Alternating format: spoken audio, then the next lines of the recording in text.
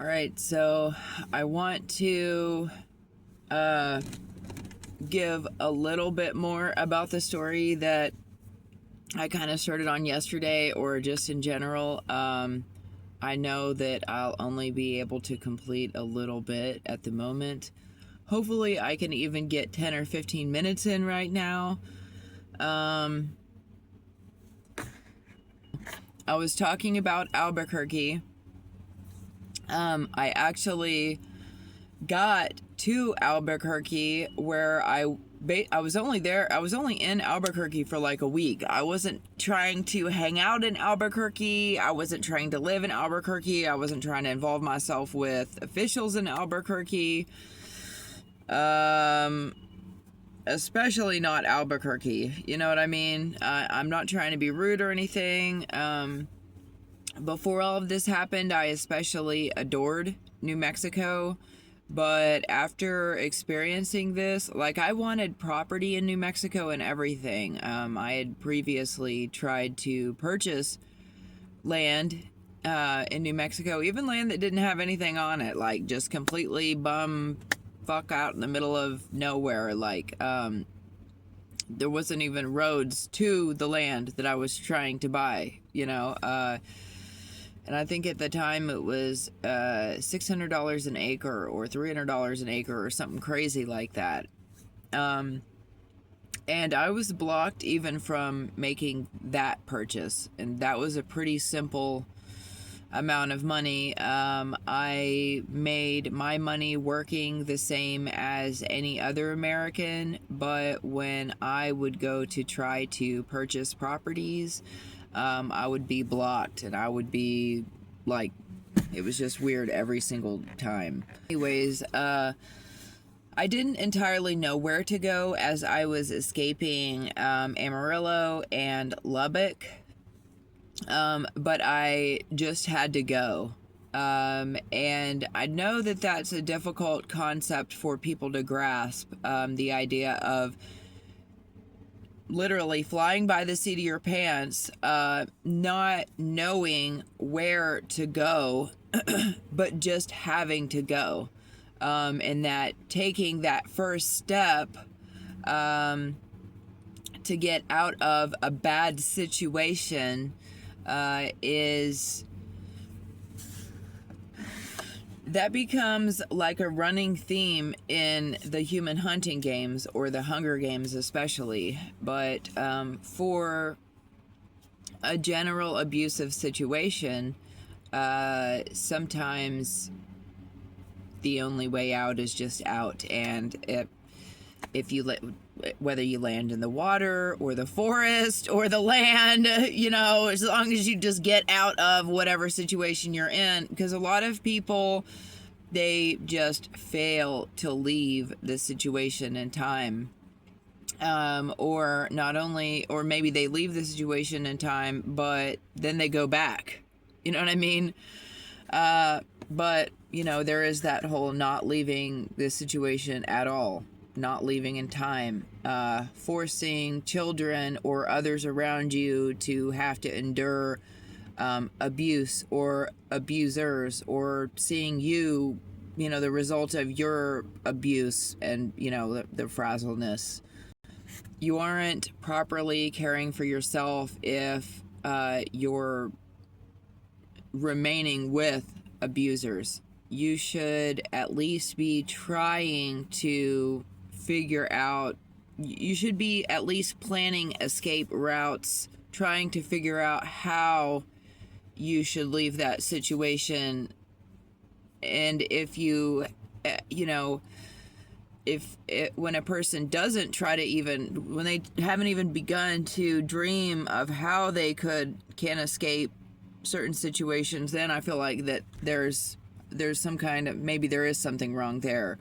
But most especially if a cop or a CPS worker shows up to a child welfare situation, and one parent or the other expresses that they don't feel safe, or that they have been planning their escape, or, you know, trying to navigate their way out, or that they're desperate to leave, I feel that parent, that parent is potentially the safe one, is a safer parent than most other situations. I feel like that the parent who's willing to say that, who's willing to say, man, I've been trying to figure out how to get my kid and I out of this situation. Wow, if a parent's actually had to sit and think about that, that's when child welfare should probably help the parent and the child either out of that situation, or try to help solve whatever issue it is, whether they are living with an abuser, or for whatever reason they are unsafe, or that the environment might be unfit. There's usually a solution to the issue. And in some issues, people really are being stalked. People really might be abused. And there are very rare instances where a person is being aggressively stalked or aggressively abused, and they themselves fail to recognize it. And so, you know, that's part of the reason. Those are some things that the professionals in these situations, they don't ever have the capacity to endure. Like, they don't ever face those situations or have to deal with that, to even be online as an activist speaking up about it, because they generally, working with children, those jobs and careers that deal with working with children have unfortunately been infiltrated by the nastiest of them all.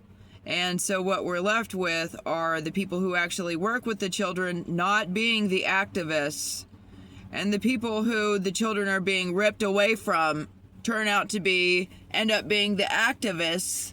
You know, I don't see too many other people standing up on behalf of the kids. And, you know, I'm not going to say that I risk my life, because to me, my life isn't in danger. Like, even though people want to end that or take mine, I know that they aren't going to succeed in that, at least yet, and hopefully ever.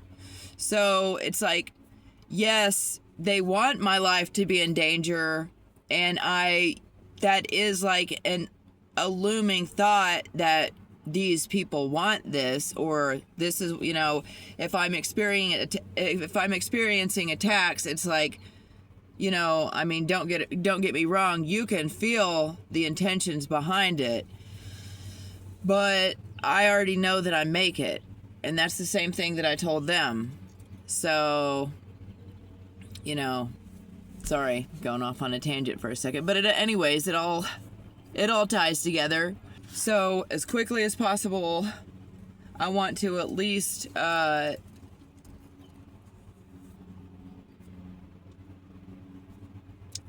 a little bit more specific about the events surrounding Albuquerque specifically, because was like a major part of it all, and definitely some weird things happened with all of that. So before going to Albuquerque, I was being held by what seemed to be the Roswell Police Department, who was working in Tatum, or officers who worked with Roswell and feds, I guess, because I did see my family there looming over me, stalking me and stuff, and they work, and they're feds. They have government jobs. And they are the bad guys. The super, super bad guys. So, sorry, bear with me, hang on. So my kid and I were being kept in that 360 or 380 or whatever motel in Tatum, New Mexico. And like these two guys showed up, and a lot of people showed up and stayed the night there. It was, I think, the only hotel in Tatum. Tatum is, sorry, God, excuse me. For those who don't know, it's like a little teeny tiny hole in the wall town in New Mexico that has like 2 convenience stores, a dollar store. It's a pretty small town. And it was a town where I was kind of kept and bullied for a second while I was trying to make it to Angel Fire, New Mexico, which is a mountain town in the Sangre de Cristo Mountains, mountain range that stretches from northern New Mexico through Colorado.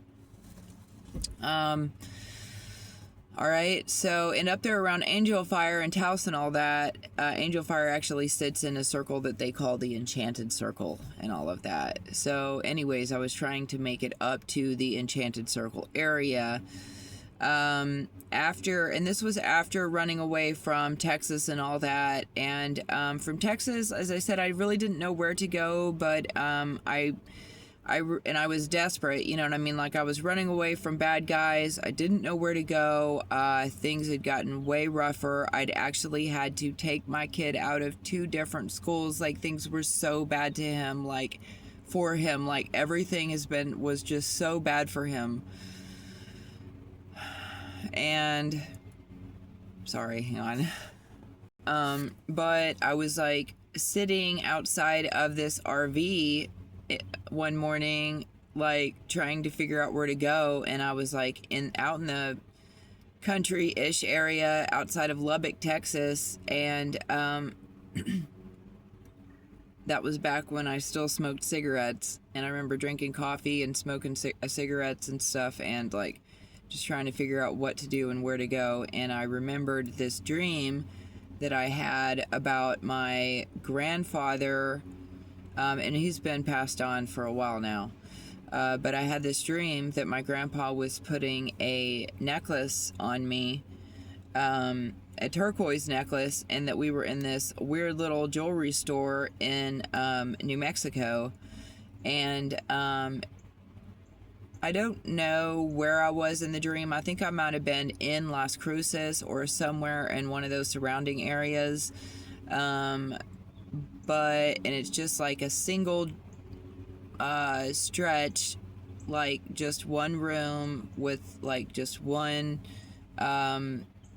cabinet or one glass display case, and it's got turquoise jewelry in it and stuff. It's a real simple place.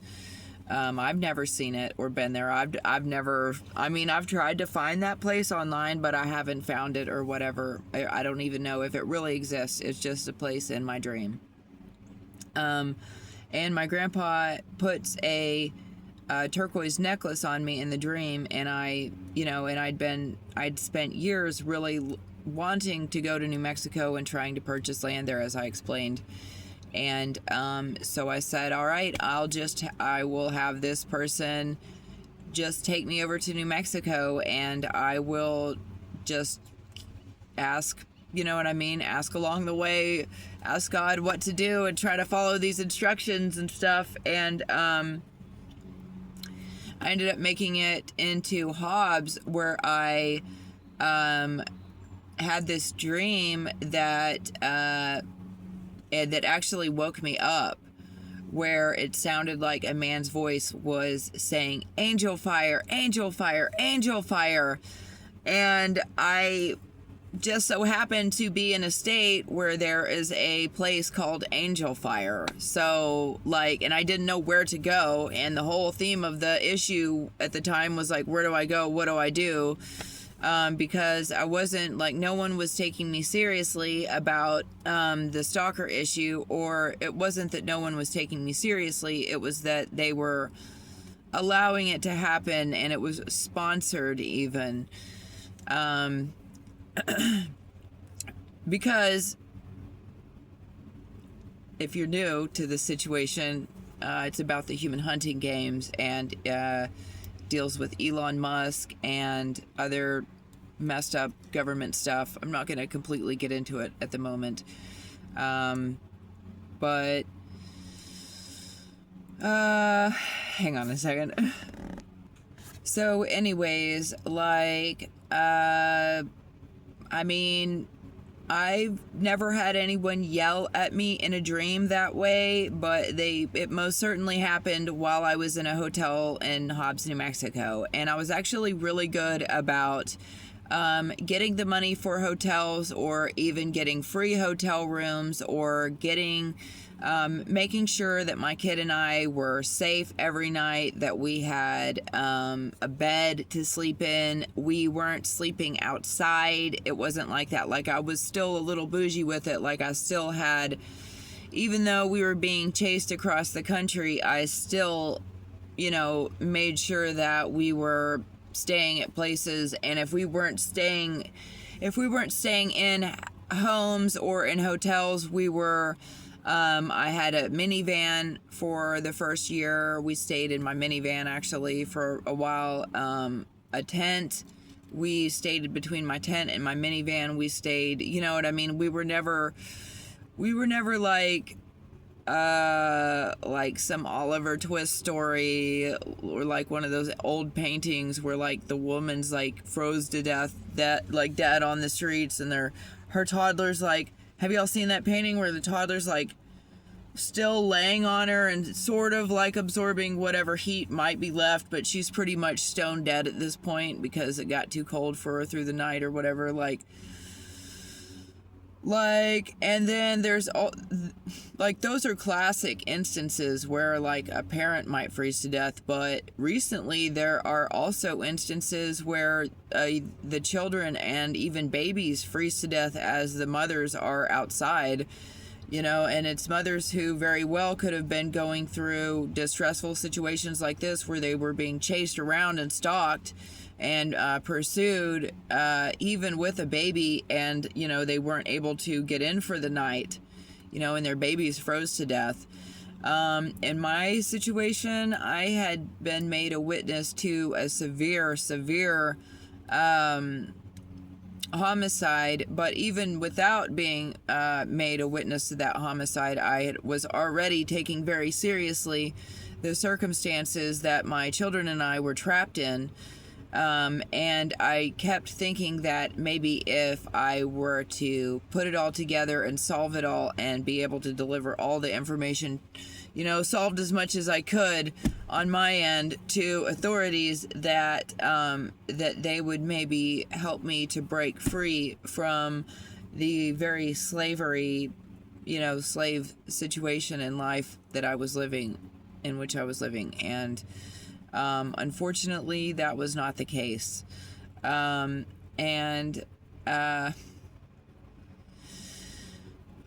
wanted to say more on going towards a different direction that involved YouTube, but I'm not going to go there just yet with this video. I want to make sure that I focus. Yesterday, whenever I started these videos, and I was a little bit more agitated, and it's a little bit easier for me to communicate whenever I'm agitated. So this is me trying to communicate while I'm calm, which is also okay. It's just not as, I probably don't, I feel like I may not communicate as well, but I'm not sure. Nevertheless, I don't like being irritated. I don't want to have to communicate while I'm being temperamental or upset about anything. And under the circumstances, I feel that I have every right to be upset, but that I'm still trying to lead by some form, like the semblance of an example. So these guys pulled up to the hotel where my kid and I had been living, and in Tatum, where he'd been going to school. And later on, the school would try to pretend that my kid never existed and that he never went there, and they'd actually poisoned him at that elementary school there. So these guys showed up, and they had these trucks, and they they were Ed's pilot car services there in Albuquerque, New Mexico. And the one of them, the guy that I ended up getting the ride with, he had like a Navy hat or whatever. And the guy at the Tatum Hotel had given us a dog. And it was a Great Pyrenees dog. And like the dog to begin with was very like docile and stuff. But whenever the like fill-in manager type dude gave us the dog, within days the dog became very like much more aware and defensive, began to act like he was trying to protect my son and I. And that's when the people in the hotel, the people who like chilled at the hotel, started to kind of they were kind of like the dog would try to go back to them and get affection from them, and they would push him away to try to get him to like bond more with me or to stay away from them. Like, it was really mean of them, actually. Like, that was a dog they had taken care of for a long time before I showed up, and that dog had been around for a while, and they began to like shun the dog and push the dog away. And so the dog became kind of like it was almost like it regressed, or not regressed, but it's almost like it went from being an old dog to kind of almost like perking up and being like, wait a second, what's going on here? And it realized that that like the person who'd been taking care of it and the living situation and standard that it had been accustomed to had suddenly changed to now it's a dog who is owned by a targeted, you know what I mean? Someone who's being targeted and picked on and bullied, and the dog began to understand that and sense that. And the dog began to change.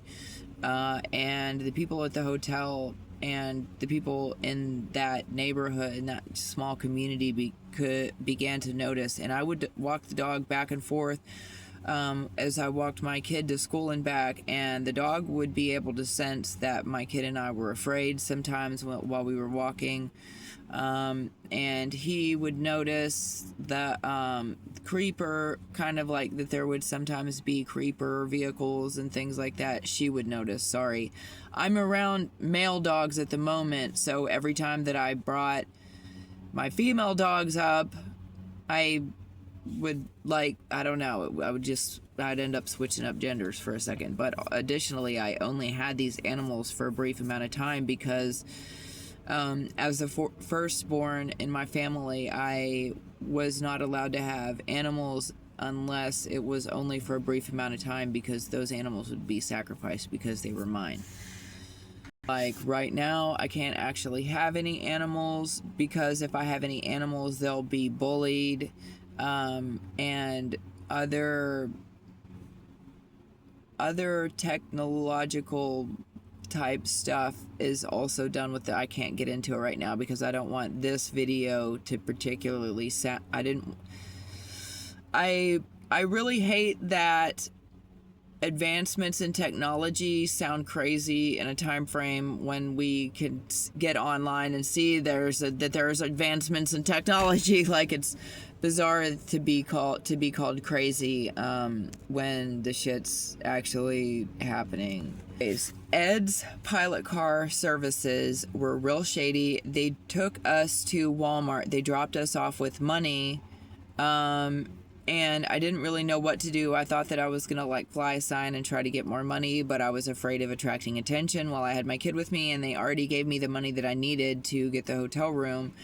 But so I basically needed picked back up or needed to get a ride to a hotel from there just so that I could pay for the hotel, right? And get us into a hotel.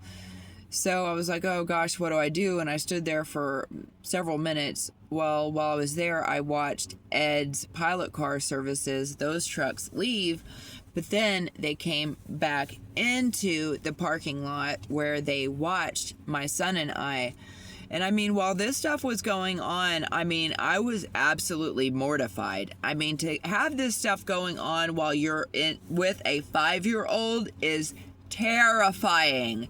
May I just make that clear? Like, this was no walk in the park, okay?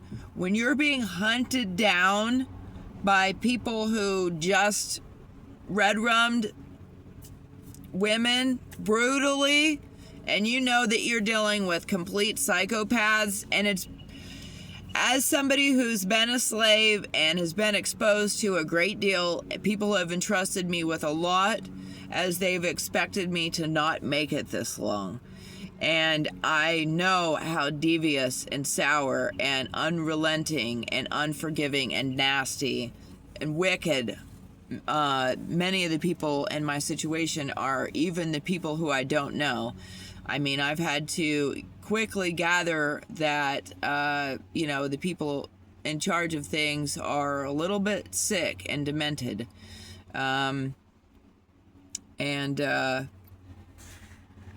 So those guys waited for me. They were like off in the parking lot, off in the distance and stuff like that. And that was whenever I realized that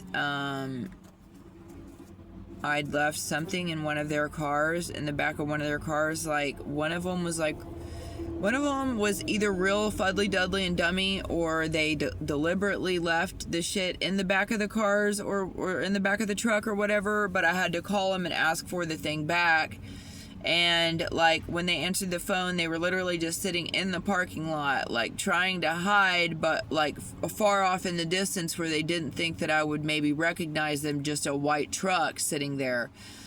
Because they didn't think that I was like actually that aware or whatever, and I pretty much had to call them out on being right there in the parking lot and ask them if they would please drop that shit back off with me, or actually just pick me back up and take me to, the cheapest motel where I would be able to get a few nights with what money that I had.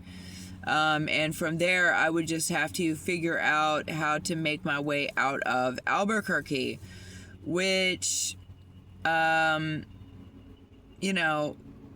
up being something that county didn't want. And so this ends up being something that I have to watch, so that ends up being one of the themes in the situation, is bouncing from county to county, town to town, city to city, the corruption in each place, and how severe it is, will unfortunately affect the traveler in some pretty serious ways. But anyways, I was really scared, and I was glad to at least have made it. I've made it out of the last dangerous place where I was being held captive, in Tatum, basically. And, I finally made it out of there. I'm away from all those vibes. I'm away from all those bad intentions and all the bad things that were done to us there. And, all the terrible things, and I finally made it away. Thank God. My kid and I might, if I play my cards right, or maybe if I could make it out of this soon, or make it to Angel Fire soon, or whatever, that that maybe we could make it to a situation where we wouldn't be poisoned anymore, and, we wouldn't have to worry about, someone hurting us anymore, or people doing things to us while we were asleep, or, a whole number of different things. So, and I didn't know whether or not I should take the dog with me, but they treated the dog so bad there. And then like a couple days before we left, he said something like, I'm going to give that dog to whatever hoochie mama or whatever. And it was this hoochie mama who had been at the hotel with a few of her kids, and her littlest baby, she just like put in this walker, and the walker like literally like the baby took it and like rolled it over in front of the speaker system where these, where they were playing their redneck music or whatever. They're on the border of, in Tatum. And that they just left that baby there while they did, whatever, smoked whatever in the hotel room. And the baby was just like sitting out in front of this speaker. And anyway, she was just so skanky. And he was like talking about giving the dog to that family and stuff, which, might have been okay, or it might have been an absolutely fucking horrific ordeal. It looked like it would have been really bad. But unfortunately, going with me was also really bad. So I pretty much just should have left the dog there with people who didn't care about it, I guess. But I took the dog with me, and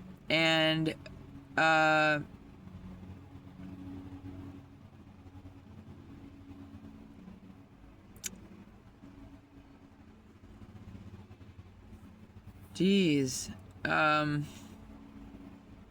Just at the last minute as we were getting in that truck, because I was going to leave the dog there, because I was like, I know they're setting me up.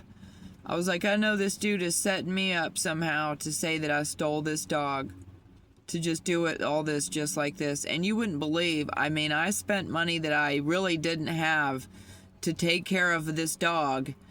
And I was never able to actually get the money that I needed to truly take care of the dog. Like, they really kind of overwhelmed me by giving me this dog that I didn't need and wasn't asking for.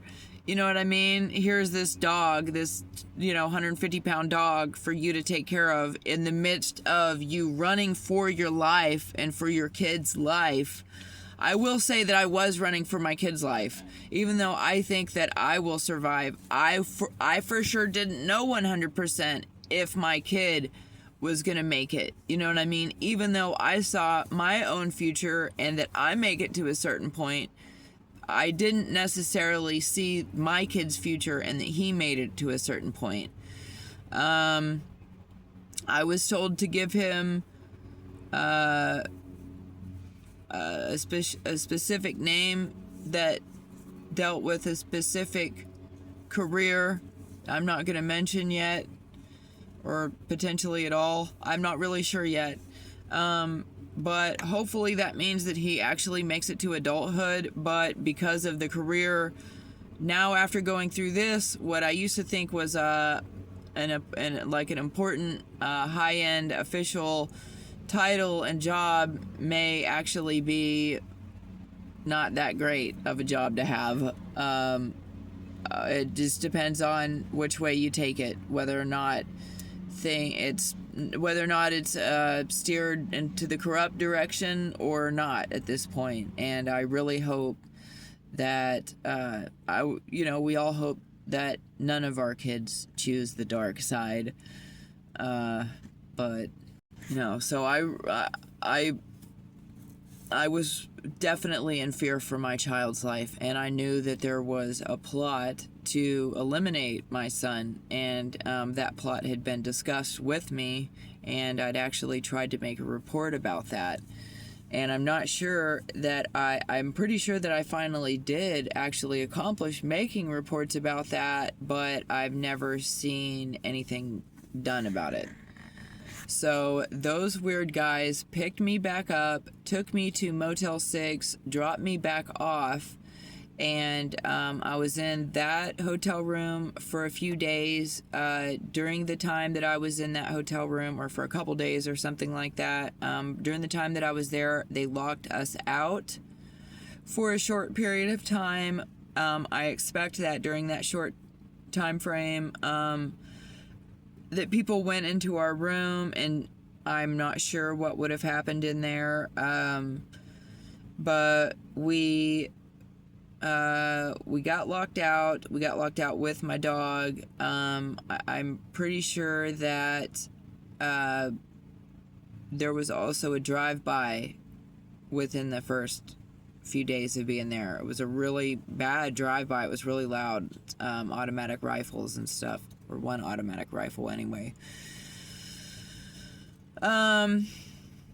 and I only had food stamps, and I didn't really have a lot of money, and I had to all of a sudden feed this dog, and I didn't really want the dog. I couldn't afford the dog, but under the circumstances, I thought that because I wasn't carrying a gun, and because I didn't have a vehicle anymore, that maybe this dog could help protect my kid and I somehow, or that people would be less likely to want to sneak around us in the night if I had a dog. But I found out that that's actually not true, that if people want to, you know, do whatever, that there's all kinds of tricks and methods to, you know what I mean, make a dog fall asleep, or put a dog in another room, or, you know, show up and be the dog's best friend with a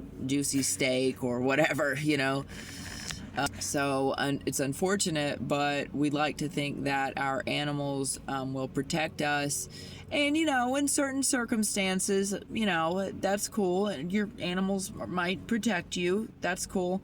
But when it comes to actual, like, groups of people teaming up and making plans, and knowing that there might be a dog or whatever, you know, a camera or a you know, security system or any of that stuff, people will have ways to bypass those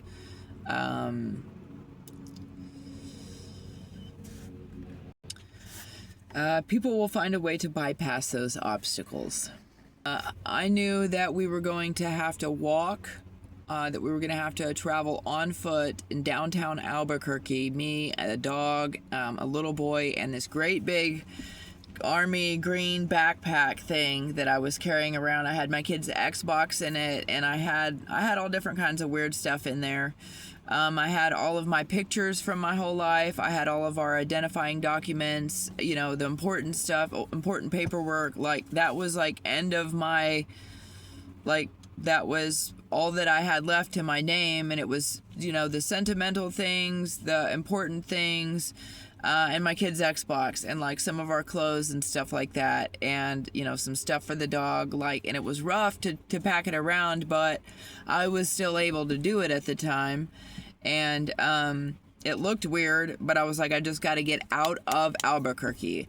And so I took my kid and my dog, and not knowing anyone and not really having any other way, I began to try to walk us to where I heard a train station was. I heard that we could get on a train, get on buses, get on a train, and get us up through, what is it? Santa Fe. Anyways, I was trying to get to Taos, and then up to Angel Fire. And along the way, I was calling and getting a hold of and stopping by and asking all of these hotel type places and inns, and if they were hiring, if they would be willing to hire me and allow my son and I to stay in the room. You know, that he was old enough to be, you know, using TVs, tablets, use the bathroom by himself, things like that. Like, he was cool. I just, you know, for the summertime, needed a place for him to chill where I could work and, you know, be of service and make money and take care of him all in a wrap, you know, and get a car back up under me, which I felt I only needed to pay, a grand or two for. I wasn't needing anything extravagant, just something to get me from point A to point B, something that's, you know, it doesn't have to be beautiful, just a little dependable, to get my kid and I up off of walking, you know what I mean? And, you know, I would hope that my work would be worth that to someone in America, and it just wasn't. Everyone wanted to tell me that they couldn't help me. You know, nobody wanted to help with anything unless it was a dude, and if I was willing to put out, then he was willing to, you know, hold me in an isolative and abusive situation, in exchange for, you know, us to have a place to stay or whatever. And that was that was a compromise that I wasn't willing to make. And people seemed to be increasingly upset that I wasn't willing to make that sacrifice, and that I wasn't interested in getting it on with these freaks out here, that I really wanted my kid and I to be safe. I just experienced this serious, heinous, traumatic event where these women were assaulted until death, and I wasn't really interested in hooking up with anybody like that. But I was still being pushed through, taken places, kept isolated, or kicked out of a place, kept to move and move and move, like, to just, here, let's see what she does, let's see what she does next, and I just had to figure it out as I went, and it was really hard, to have to figure it out as you go, and to know that the whole world is ignoring you, and that they're trying to get your kid, and they're waiting for you to slip up so that they could say that you slipped up and you did something wrong and you need your kid taken away, you deserve your kid taken away now. And to just they've attacked me with this CPS stuff for the last 22 years of my life. But they've managed to attack me with it so severely with the last 6 or 7 years of my life that I have a 9-year-old who I've only been able to spend 4 years of his life with, because they've taken him from me and done all of this, and they've repeatedly hunted me with him ever since he was a baby. And the same goes with my other kids. I was having to run with my other kids as well before my very youngest was born, and even after. And those children now are adults. I only now have the one little bitty guy who's 9 years old, and he lives right now with pedophile sex offenders and sex traffickers and abusers and red rummers. It's a really bad situation, and for everybody who has a heart for the situation, whose heart bleeds for kids or for any part of the situation, if you feel like you can't immediately do anything about it, you can pray. You can pray for us. I do believe in the power of prayer, but that's just for the people who can't immediately do anything about it. For the people who can immediately do something about it, please by all means do. Because you see very clearly nobody else is doing anything about it. So we would end up leaving from there, and we would make it pretty far. I went with my kid and my dog for so far and so long, and it took so much out of me. I ended up putting my stuff in a shopping cart, and we were walking along, and then this guy stopped us and was asking us what kind of help he could give, and I said, we need a ride to this train station, or we need a floor to crash out on for the night. And a lot of people might be like, oh my God, that's so unsafe. We didn't have any other option. What do you want me to do? There was no other option. But what ended up happening was that dude put a certain homeless shelter on the line, and it's a homeless shelter in Albuquerque, and all of the homeless shelters in Albuquerque deal with human trafficking, but this one especially, they're traffickers. And and this guy ended up putting this, he was no help at all. He was just a straight gang stalk and send in on a bike. I shouldn't have even spoken to him, because of course nobody who's going to be approaching us is going to have any good, most of the people approaching us had no good intentions whatsoever. Preachers and all kinds of people who seemed like they were godly would have approached me all throughout the United States, praying for me and offering whatever. People could have easily taken me out of this situation and didn't. I've taken other people out of bad situations and helped them. I don't understand why throughout the entire U.S., well, I do understand why, because people were controlling where I went and who I was exposed to and who I was allowed to be around, and would sabotage any real connections that I made. So he put me on the line with this homeless shelter where you could tell that the chick was straight up drinking the Kool-Aid. Like, she was working for whoever was trying to say I was crazy, and whoever, like, she was working with the bad guys that made it really obvious, where I hung up on her. I was so shaken by it. Like, my kid was sitting with me, and mind you, this whole time, every minute of every day when you have a kid with you, or even after I didn't, all that I could think of, especially when I had my kid with me, was, oh my God, I hope that we're rescued. I hope that we're rescued. I hope that we're rescued. I hope that we're rescued. Hopefully we'll be rescued any minute now. Surely we'll be rescued. And people made sure that we weren't. And even if I had been investigated for being the worst criminal on the face of the earth, there's no reason why my kid should have been forced to just stay in that situation the entire time while I was surveilled and monitored. And there's no reason why I should have had to think, oh my God, I can't wait till we're rescued. I can't wait till we're rescued. I can't wait till we're rescued. And people knew that I was thinking that. People knew that I was going through that, and they did nothing. They did nothing to improve the situation or to help my kid. Yeah, so I jumped off the phone with her, and I even said on Facebook, I was like, this is a human trafficking shelter and everything. I was like, people got to make sure they don't end up there and stuff. And so as I'm walking, the cops end up being called on me, right?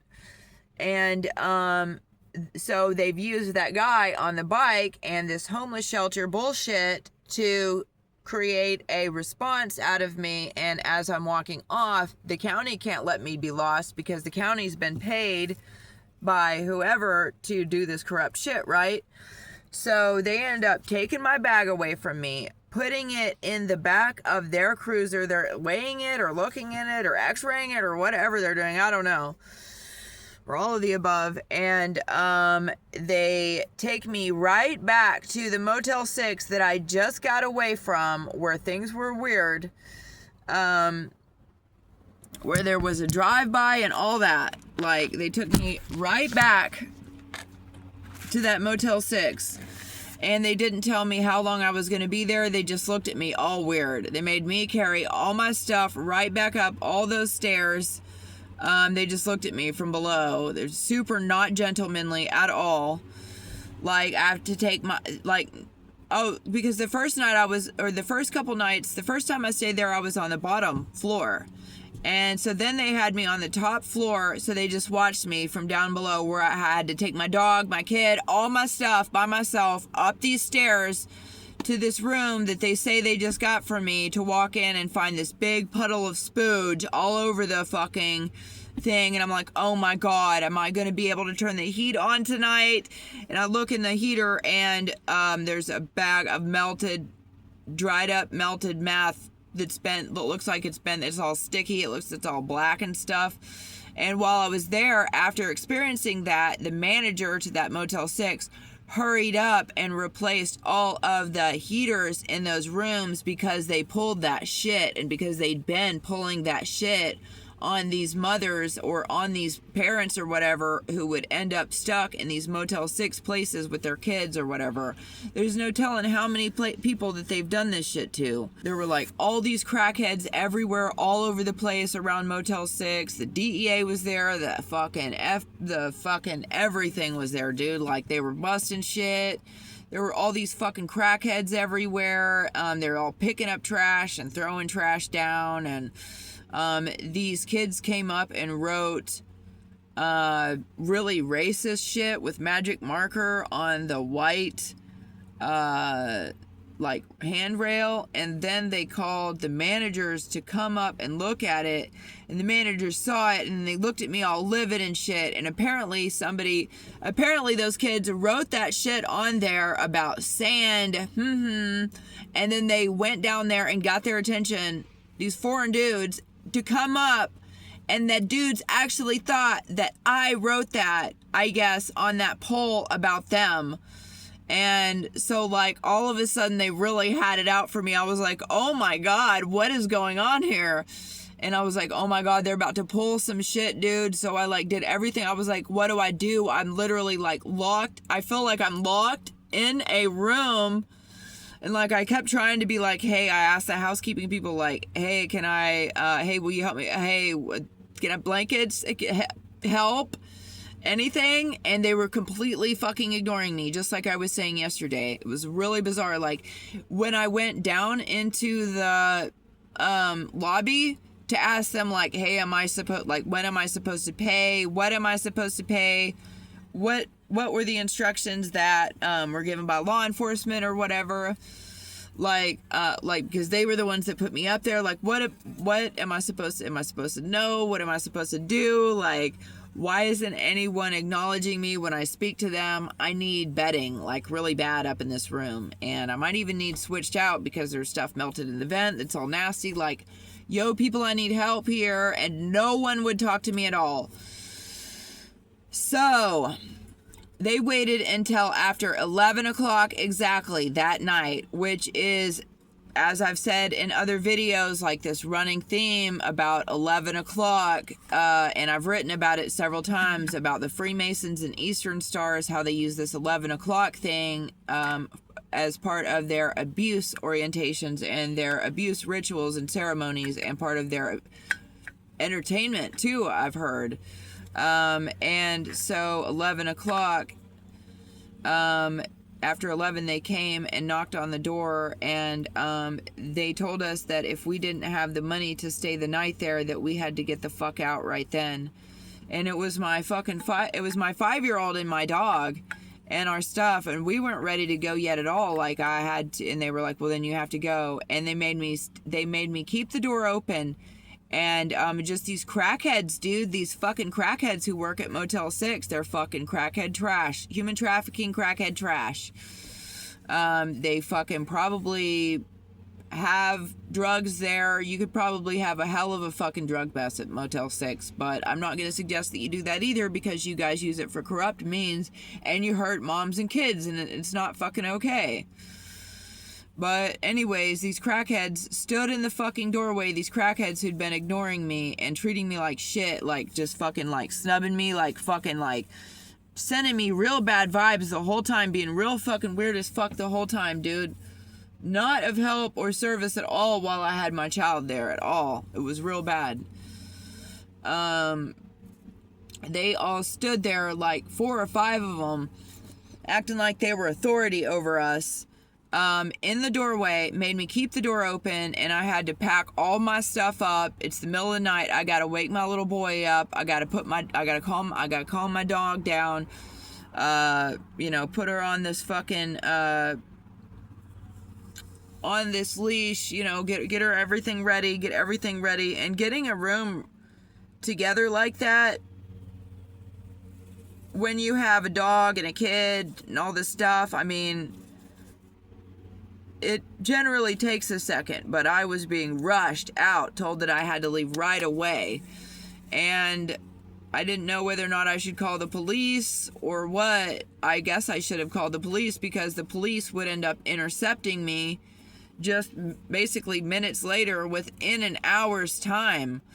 As I was saying yesterday, while my son and I ended up at that McDonald's after walking through the cloud of fentanyl and shit like that, my kid was a little drowsy, and I really didn't know what to do, and he's small enough that I could let him lay down and make a little bed on my thing and just let him go to sleep for a second, because we really just went through a traumatic event where we got kicked out of our hotel room within just a couple hours after he laid down for bed that night. And these motherfuckers would continually do this to us throughout the fucking history of things. But this was just one of the fucking times. And so we ended up getting, we were at this McDonald's, where all these crackheads were. This one crackhead woman kept trying to get me to go walk in the back with her. Walk to the back. The people who worked at the McDonald's did not do anything to help. Somebody dangled from the power lines and shut all the power down in that whole area. Something happened to the McDonald's shut down. I mean, it was absolute anarchy. Someone was literally dangling from the power lines. It was pretty serious. It was a pretty serious ordeal, and me and my kid were just like, I didn't have water, I didn't have anything. I could barely acknowledge, and I tried my best to speak to the officer and answer all of his questions and stuff. I just really just needed water, and I needed for them to pull my kid and I back in the car, take us to a better hotel, take us to the train station, something, but not, you know what I mean? I really didn't need them to perpetuate the child protective trafficking services complaints and shit, which was what happened there in the parking lot. Because my family was stalking me and was involved in me getting kicked out that night and all of that. Because I really didn't do anything to get kicked out. This was something that they were perpetually doing, was trying to hunt me down and take my kid away from me. And so I was running mortified, dreadfully mortified for my child's life and trying to protect him from these monsters. And so anyways, it's an Officer Antonio in Albuquerque or whatever, and he ends up taking me against my will, basically, to this homeless shelter that I do not want to be at. It will be daylight in 2 hours. It's unnecessary for him to drop us off at a homeless shelter against my will. And because I'm dropped off at this homeless shelter where no pets are allowed, Officer Antonio has to remove my dog. He has to take my dog away and put the dog in a kill shelter where if I do not get it out within a very short amount of time, the dog will be sacrificed to these satanic monsters who have been chasing me this entire time. And they've been trying all night to get me into one of these shelters, one of these trafficking shelters, and but the shelters keep saying there's not enough room, that these places are just filled to the brim because, you know, let's face it, Albuquerque is a shithole full of homeless people. It's a complete war zone. I mean, they keep it bad like that very deliberately. It's under a racial oppression, most definitely, and people just allow it to just go on like that. So Albuquerque's gone drastically downhill, within the last 20 to 30 years especially.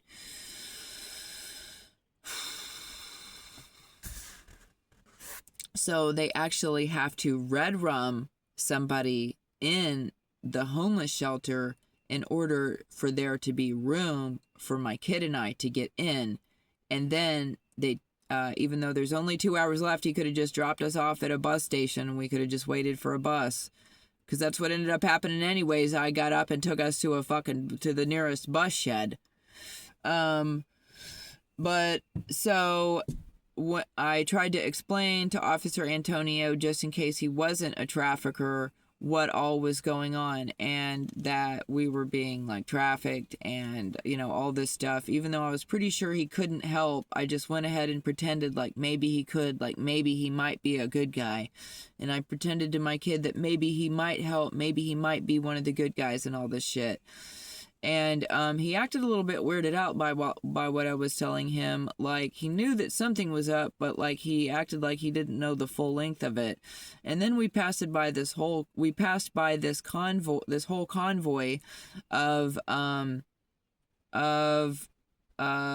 emergency vehicles that were all like had their lights off and stuff, but their headlights were on, and they were like all meeting together talking, and he was like, what the fuck is that? And then we would turn, and they were like kind of all along the railroad tracks and stuff, and then we would turn in to this shelter, and he would be basically telling me that he couldn't leave my dog there, that he had to take my dog out with him.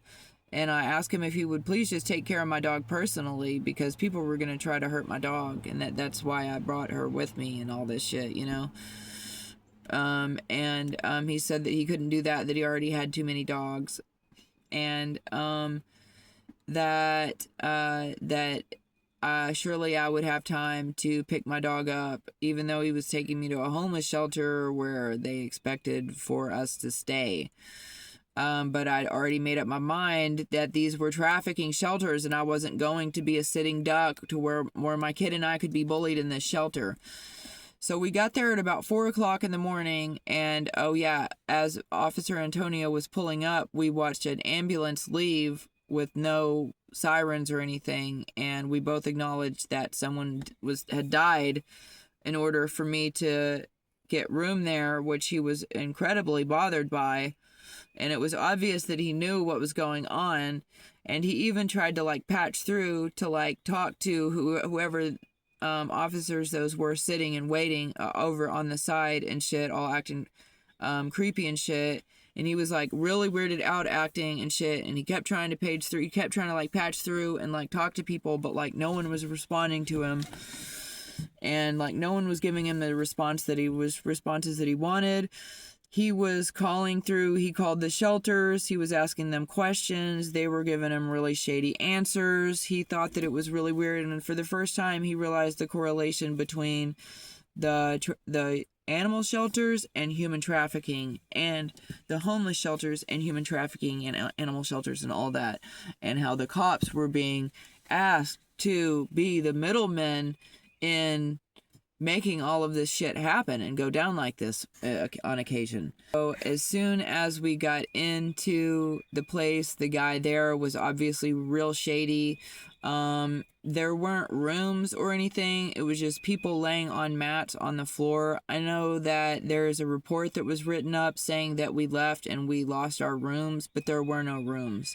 There were just mats on the floor. And there was one space that was open where the woman had just died right then in that space, I'm assuming, unless she died in the bathroom instead or something. And my kid and I were placed there. They put an extra mat for him. My dog had to leave, and I never saw that dog again. And it was actually a really protective dog. And it kept up with my son and I, and it was a good judge of character, and it was really well disciplined, and it was a really good natured dog.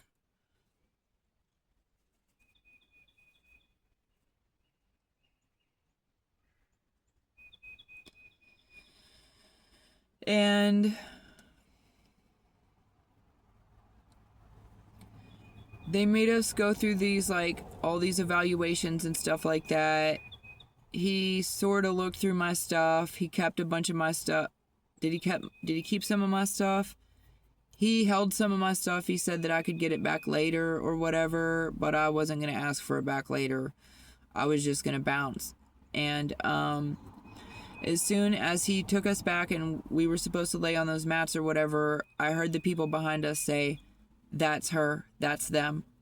And that's whenever I knew that we were literally being laid down right in front of people who could have just hurt the woman or whoever was just taken out of there in that ambulance. The guy even said that somebody just passed away there and shit like that. Like I knew that it was deliberate because people were working really hard to make sure that I made it to that night. And who knows if I would have made it there earlier. You know what I mean? Who's to say that might not have been, you know what I mean? What if, anyways, this is kind of weird thoughts. Anyways, I always like overanalyze or just like analyze stuff like that. But they whispered, they were like, "That's her, that's her." And so I knew that people were waiting on us. And we were allowed to get up at like 6 a.m. or whatever. And that's whenever I decided to just make a run for it, to just take my kid and try to run for the front gate and to try to escape. And I remember on my way out asking one of the, like, really this beautiful woman, I asked her if she worked there. I said, "Are things always like this?" And I said,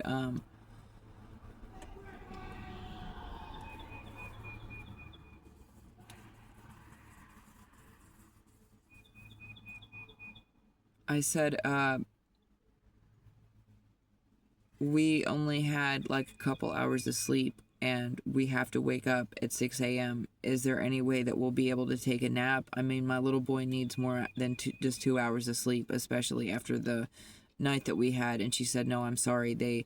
They'll make you stay up all day and you won't be able to sleep again tonight. They don't let anyone take naps." I was like, okay. And I just couldn't do that to my kid, dude. I was like, nah, fuck that. My kid can go to sleep on a bus. He can sleep every second that he possibly can.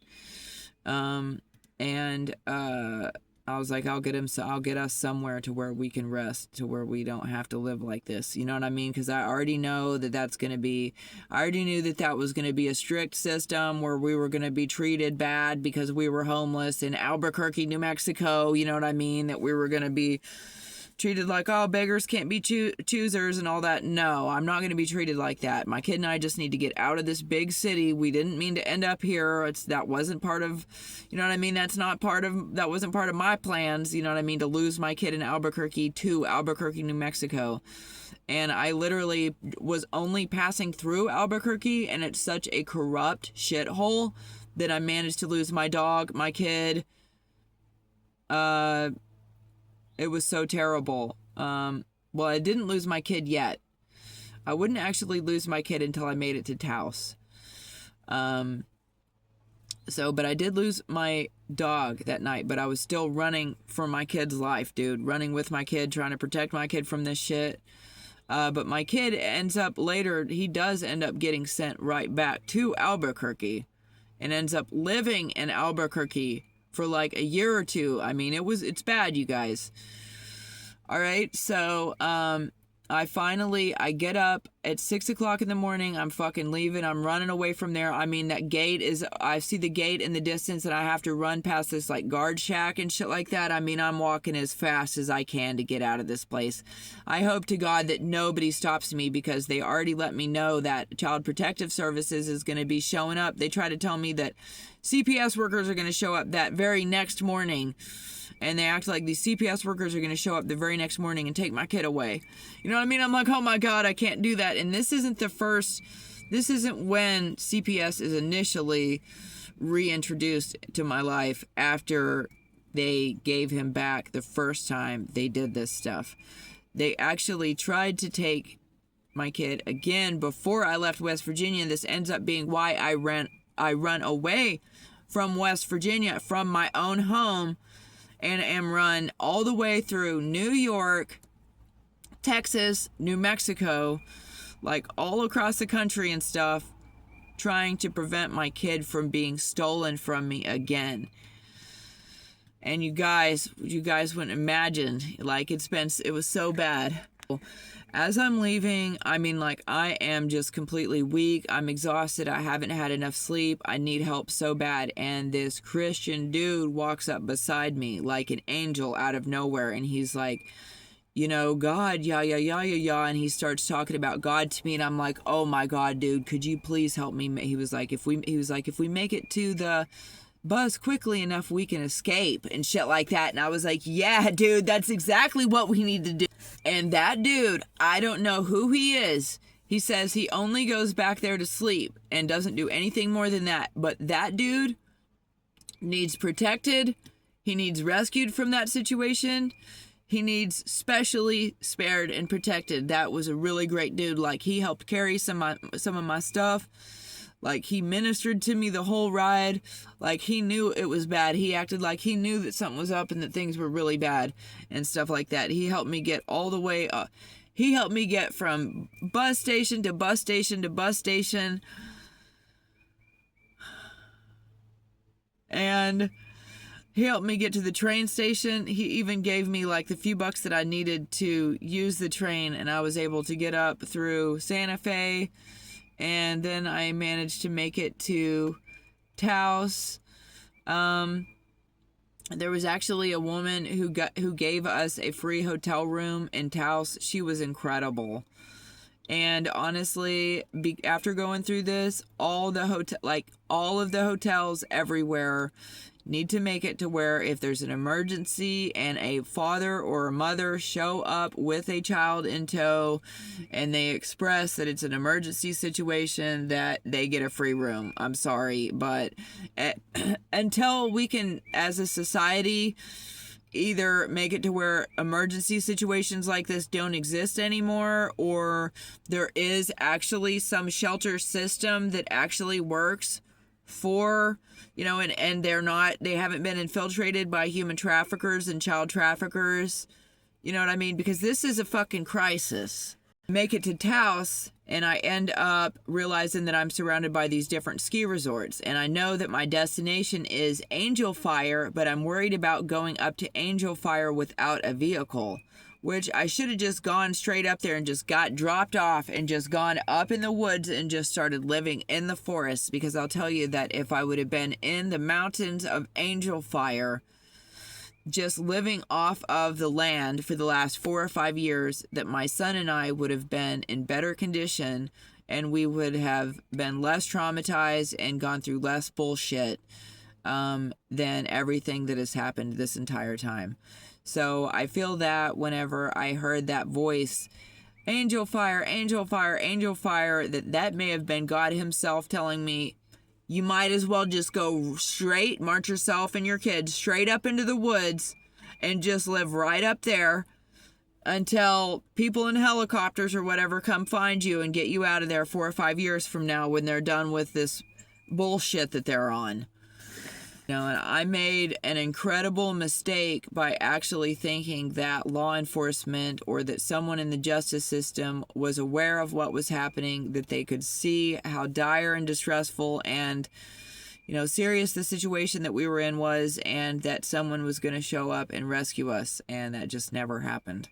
It never did. So, I mean, for the life of me, I should have gone up in those mountains.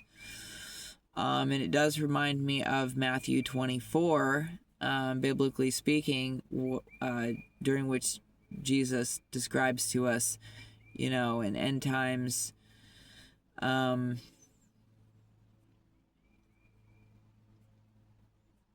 just so much. There's just so much of this that ties into the end times.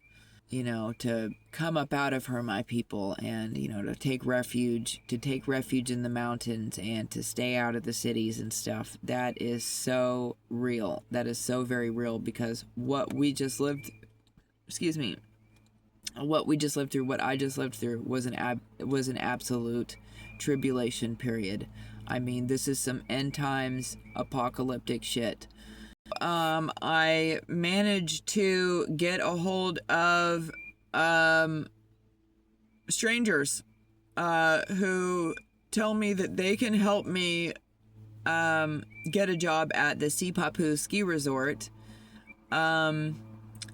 where my kid and I will be allowed to have our own room and I will be allowed to work. However, after I begin working, they then tell me that I can't have the room, but that whenever I get paid enough that I can, you know what I mean, after I gather enough money that I can rent a room, that they're not sure that they can give me any discounts on that, but that my kid and I definitely can't occupy any space even for a month or two while I work there and gather enough money for a vehicle. And so they are a part of my human trafficking situation at the time, making it so that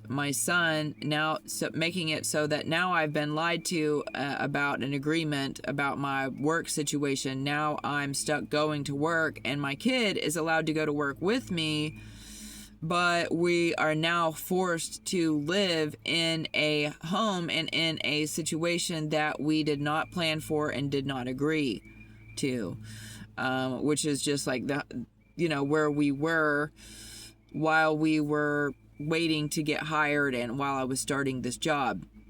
And those people were traffickers, but all of the people who I was around during the entire ordeal were traffickers.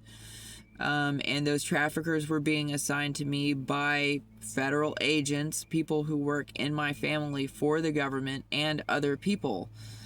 So here I was being literally put in these different situations. The only other option that I really had was literally to wander off into the woods, into the forests at this point. Okay? I didn't want to sit in a homeless shelter. I was actually an able-bodied adult who was able to work and even have my kid with me at work or close by where he could be checked on. You know what I mean? Because the kid was really good about, the kid could The kid was able to do a great deal to entertain himself. Let me just put it that way. He had what he needed as far as that was concerned. That was no issue. Locked in a hotel room somewhere while your mom, has to leave and come check on you every couple hours or call you. You call her however you need to. That's not really that bad of a situation for a kid to go through for a couple months until their mother can get on her feet, get a vehicle, begin to actually pay for the room that she's living in, move out into her own apartment or wherever, it's a process. We don't all just snap. We can't just all ask our mommies and daddies for the shit. We can't just all snap our fingers and pull the money out of our ass. Some of us actually have to work for the fucking shit. It's an actual process that takes time and effort. And some of us have children. And we can't just toss our kids to the fucking wayside or whatever, or just start, those days where, maybe targeted people were able to make money, and other ways are over, you know what I mean? Or at least they were for me. Like, I wasn't just able to sling. I wasn't trying to make money. I wasn't trying to make money by way of ill-gotten gain. I wasn't trying to have ill-gotten gain, or however I should say it. I was trying to do things right, follow the rules, get what I needed, not have people breathing down my neck, because anything that I did, or even if it was a perceived mistake, I would hear about it. These people kind of railroaded me using this Sipapu ski resort where I was a housekeeper for a second. So all of a sudden, like, I'm stuck at Richard and Jackie's house, and their grandson or whatever helped me get that job, but it was under false pretenses. So now I'm stuck at a job where, I haven't even gotten paid yet, and I can already see that people are setting me up with this job to lose my kid. So here I've done all of these things, like sending my kid to school while we were being hunted down, or working while we were being hunted down, doing things to try to make it appear like I'm still a responsible adult, even though I should be running for my life basically into the fucking mountains. And I was trying not to panic and freak out. I was just trying to be as realistic and responsible as possible, and at least get a car back up under us. But that's the opposite direction from the path that my enemies needed me to go down. They didn't need me to regain a car after they just removed my car. You know what I mean? They didn't need me going forward after pulling me back. They didn't need me working a nice job after they'd gotten me to lose my jobs, and gotten me to run away. And, here I was walking around with a backpack and a kid and stuff. Now all they needed to do was take the kid, and now I just look like this crazy person walking around with this big backpack, carrying around, like, half of it's my kid's stuff, carrying around my kid's Xbox. And those people were wicked who we stayed with. When I first got to Taos, I had the money to get my kid new shoes and some new clothes. And I hooked it up. I got my kid some new nice things.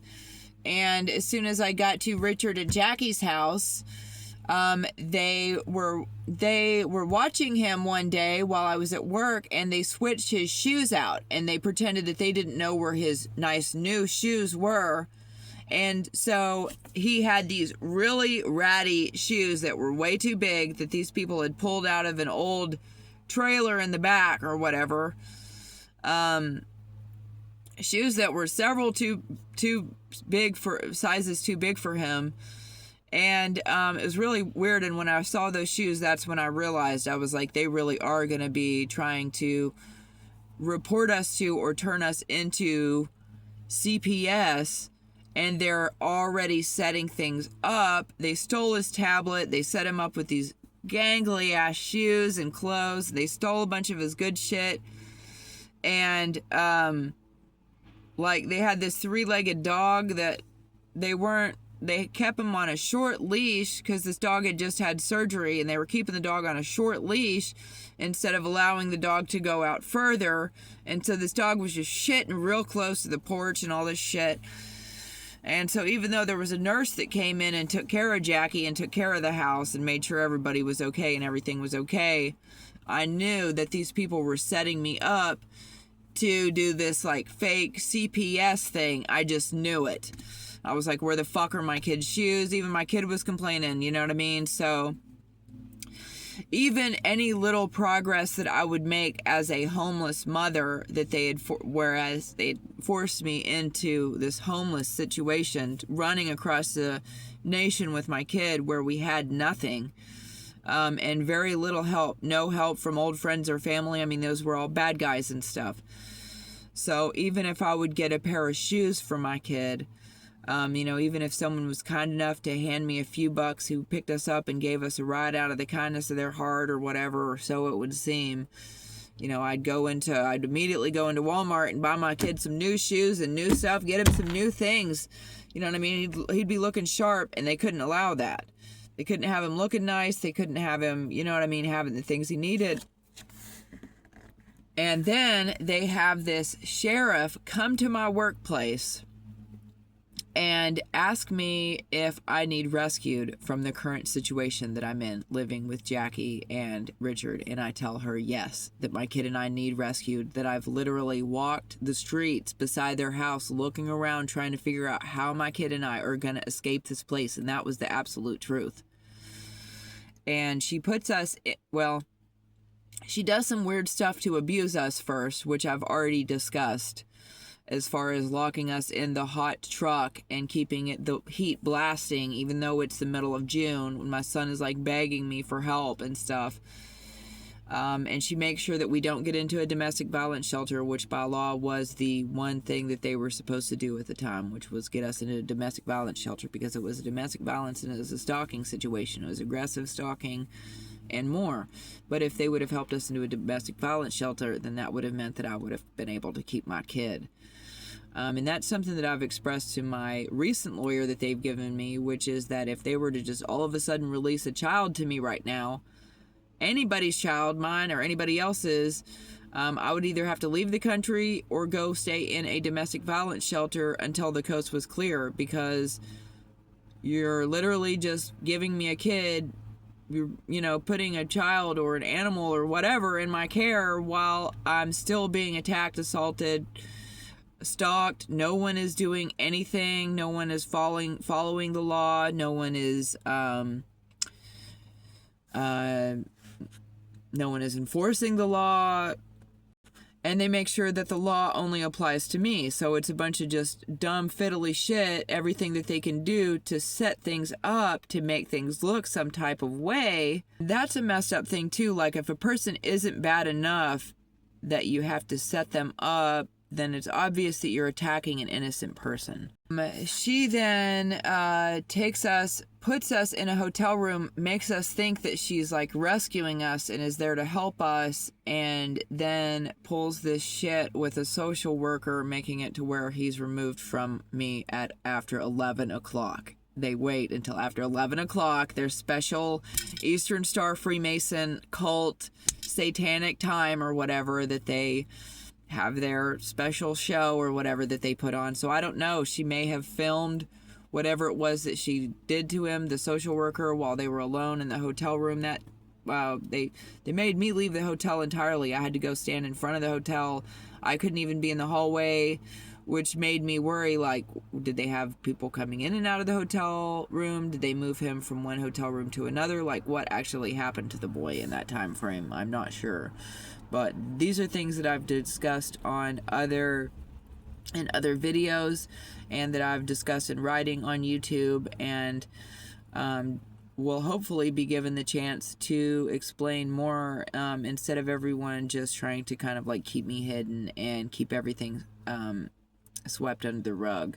I know I'm pretty far into this, but if You know, if you're not one of the bad guys, would you please subscribe and maybe let other people know that I exist? I know that this isn't a very entertaining channel necessarily, and that it's very bleak, and I'm talking about a lot of dark subjects, but I really am trying to save lives. I really am speaking up, trying to save lives. I know I'm not doing that in a bikini.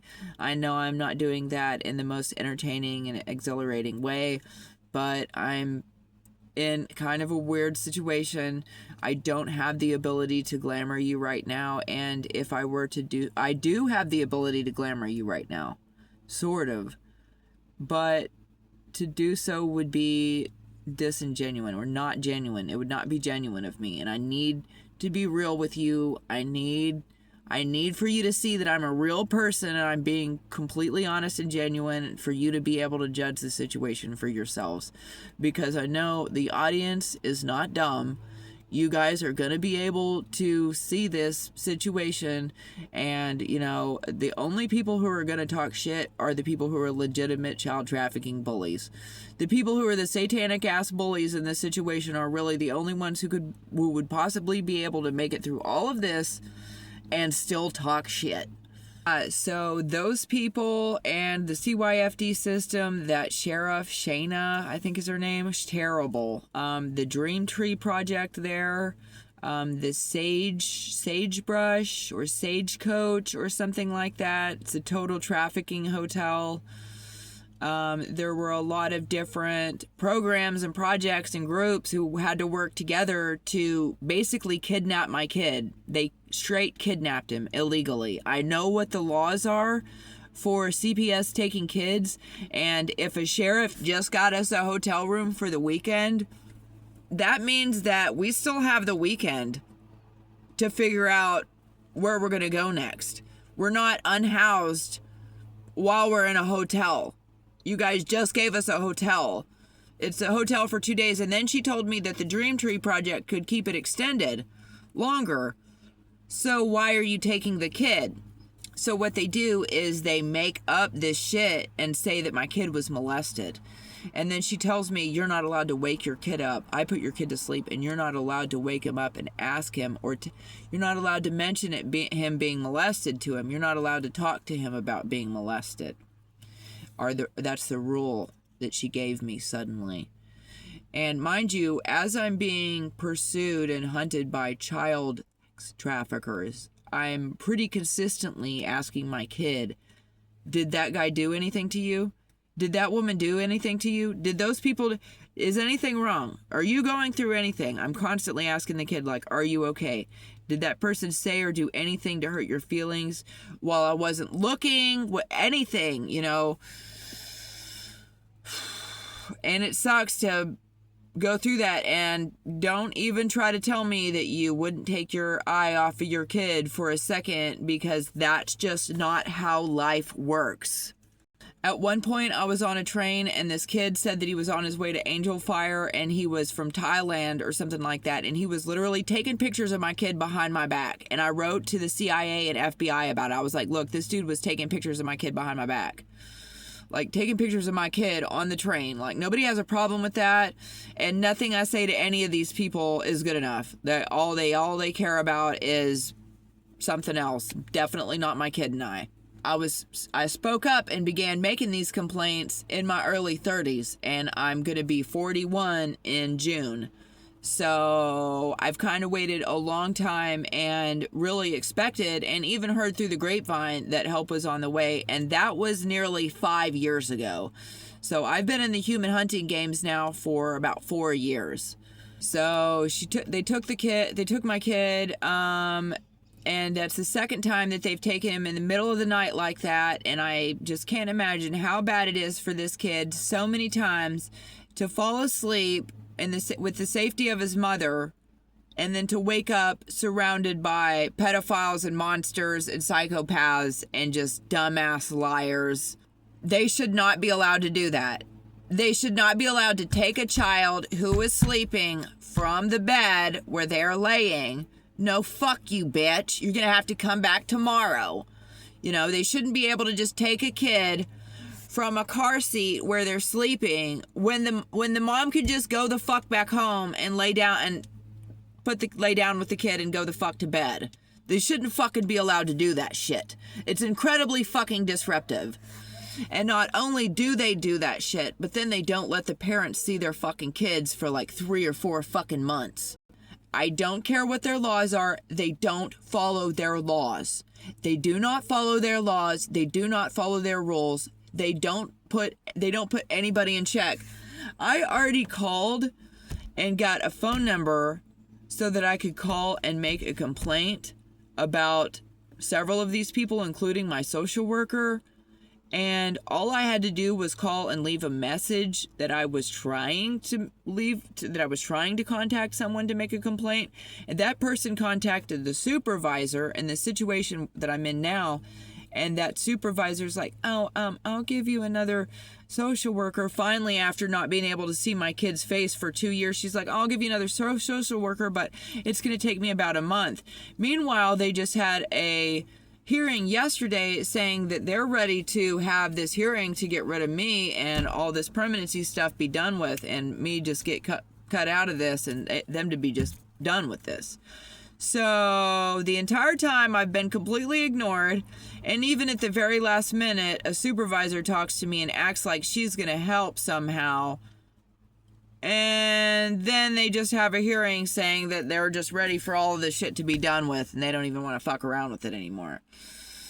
And I'm pretty sure that they have some idea that I've been recording them and that I've already caught them up lying in these recordings, and that I'm basically proving that they're a bunch of child traffickers, which is part of the reason why they have this other fake whistleblower, whistleblowing, saying, letting people know that the acronym services and the military have been abusing the foster system and using it to their own foul advantages, unbeknownst to the general public. So the CYFD system is trafficking mothers, children, fathers. Sorry, I said that funny.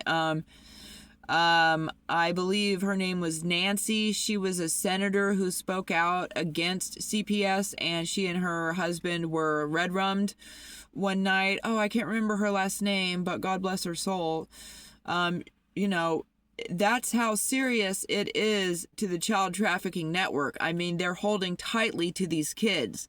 It is worth all of your lives and more that they're able to perpetuate holding on, tightly grasping onto these children and their authority over them and their ability to just control these children and their parents, and just bring their parents to their knees as they hold the children over their heads. And I turned away quickly from that sheriff and that CPS worker that night, and I began to walk quickly away from them. And that sheriff she reached out, grabbed my arm, bruised my arm, and it's been 4 years since she did that, and she knew when she did it that she would be able to get away with it. They knew when they kidnapped my kid that night that they would be able to get away with it, and they have. They've been allowed to get away with it for the last 4 years. They've been allowed to get away with it their entire careers. Yes, the CYFD, CPS is the child prostitution services, people. Okay? And some of these cops out here help them. And some of these people, they were born into and pushed through a child trafficking and exploitation system and ring. And they've been abused, and they've been forced to become abusers. And they very deliberately find careers working with children so that they can abuse that system and have access to children. People, likewise, will get jobs working with animals so that they can have access to abuse those animals. Because, there's a couple things that can't speak up for themselves. Animals, they can't really speak up for themselves and tell you that they're being assaulted privately. And little babies and toddlers, they're not really very good at speaking up for themselves either. And, that same damage can apply to anyone throughout at any age range the person might prefer to stay quiet about the abuses that they endure, or they don't know that they can speak up, or they live in a society where those abuses are secretly tolerated and even sponsored, enjoyed, and exploited globally, even universally. More is watching than just mankind. I can guarantee you that.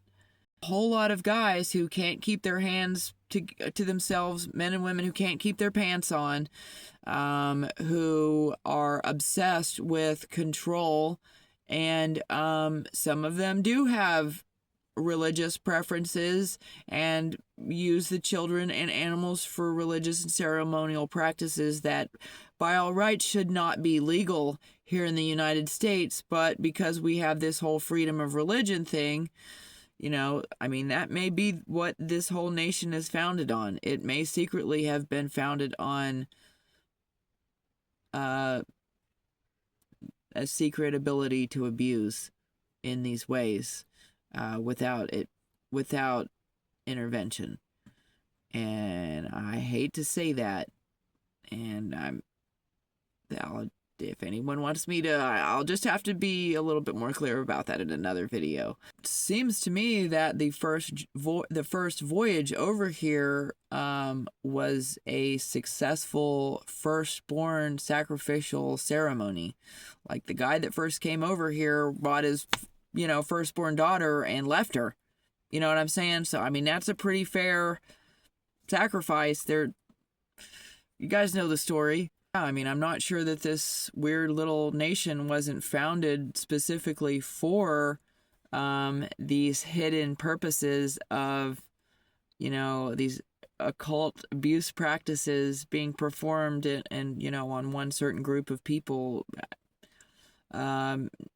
Not just for religious purposes. They like to say that it's for experimental purposes, but how many years and decades and centuries are you going to go on performing the same experiments that are solely just abusing children and, hurting animals and stuff like that? Like, after a while, people would figure out the results for that and hopefully not need to continue to perform those experiments generation after generation, day after day after day after day after day after day. Like, you would think that the torture would stop at some point, but for these people, it doesn't, which leads us to the obvious, elephant in the room here, which is that it's not really experiments as much as it is just bullying and general genocide. It's a complete Holocaust at this point. I'm going to end this here. I'm already nearly an hour and 40 minutes in. I didn't even realize I was going to have this much time to do this because I was unsure. I didn't know if I was getting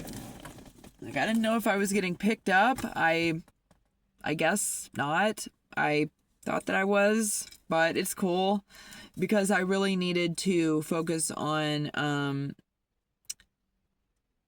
making these videos, which is something that I haven't I don't know if it's that I haven't been able to focus on it or whether or not I haven't made time, but my life has been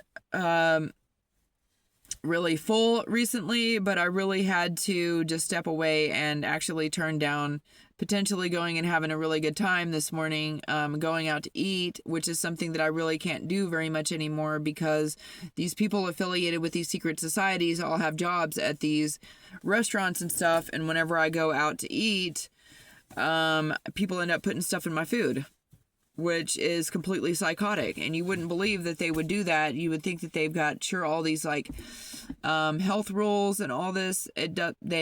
They definitely do not follow those health rules. Nobody worries about following rules. These people are not worried about following rules and laws. They don't care about privacy rules and laws.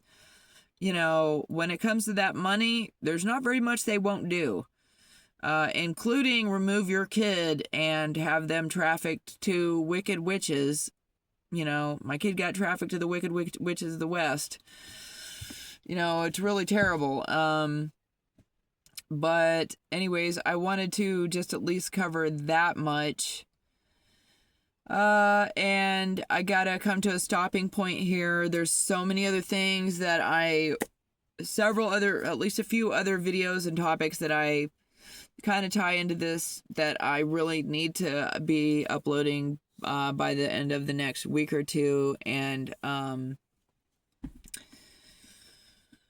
hopefully even before the end of this week. I'm not really sure. But I'm not going to be able to glamour anybody. It's not going to be the highest quality. I'm probably not going to be in a bikini. It's going to be very, borderline boring, just like this, except for the occasional graphic or horrifying comments. I realize that this is some pretty, I'm a pretty boring person, that I've been forced into a really boring situation. I mean, that's part of slavery. It's not necessarily going to look beautiful. It's not going to be glamorous. It's not necessarily going to be entertaining unless you're one of the bad guys and you're paying for that kind of entertainment. Or you're paying for that entertainment by controlling a whole fucking community and being able to just pick whichever slaves that you want to, and in this situation, Elon Musk is involved.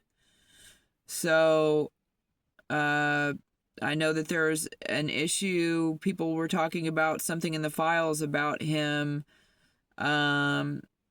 potentially purchasing 3 women or something like that. I haven't made it that far. I don't know if that's true or not, but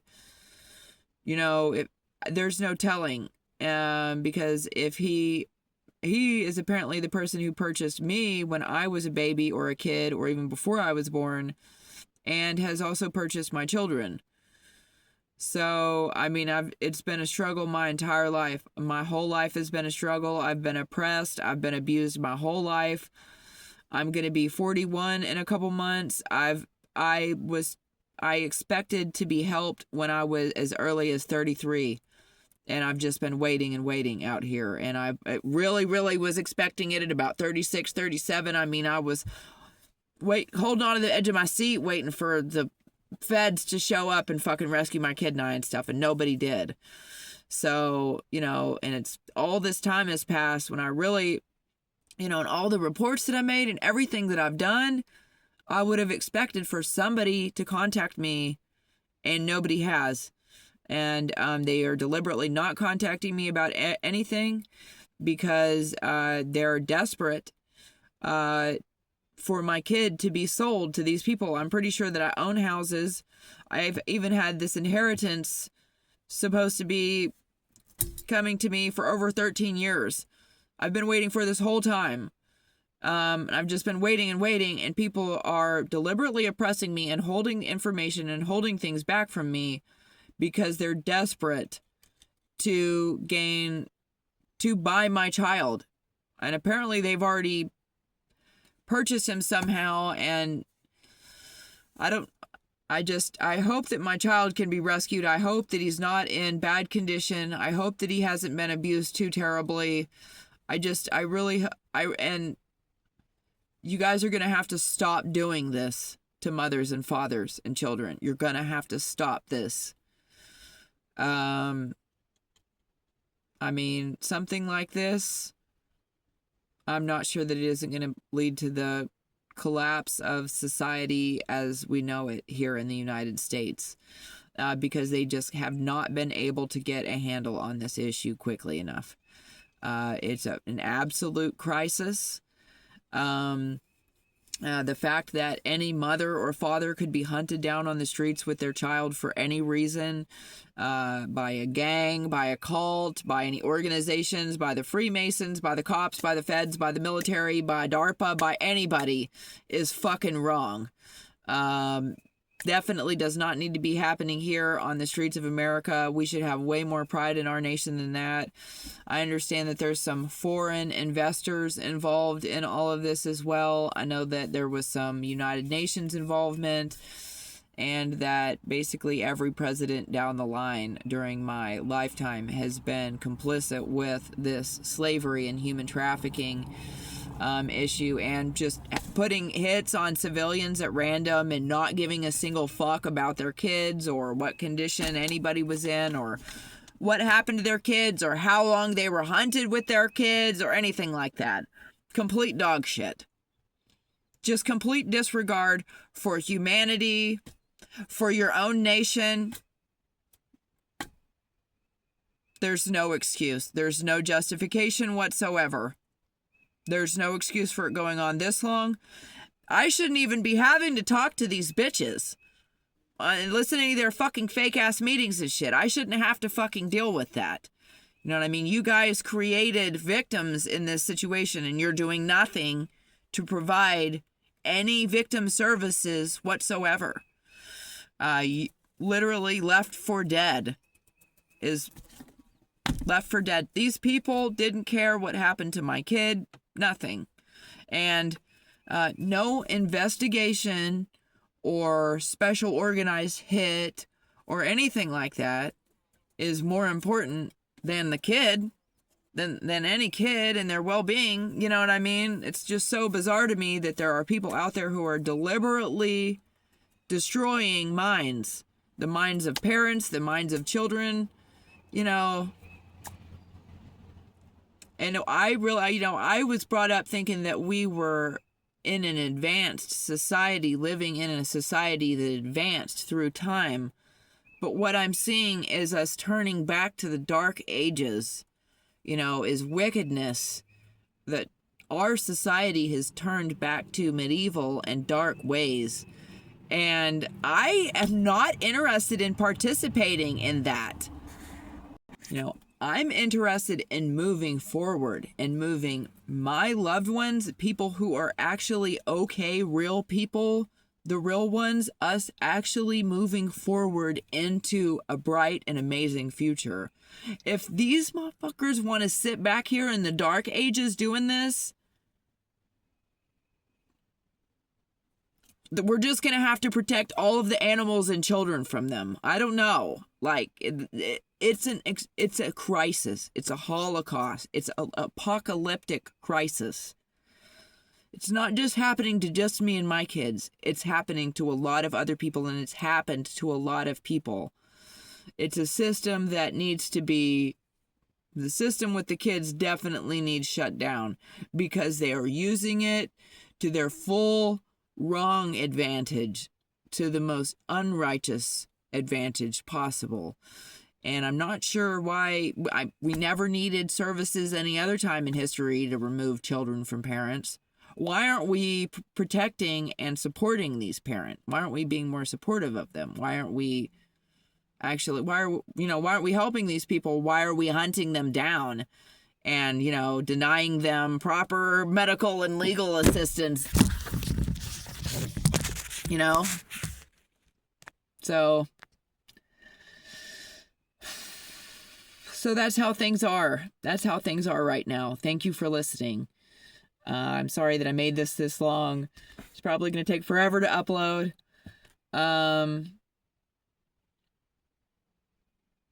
You know, I have a lot to say, a lot more to say, but I gotta end it here for now.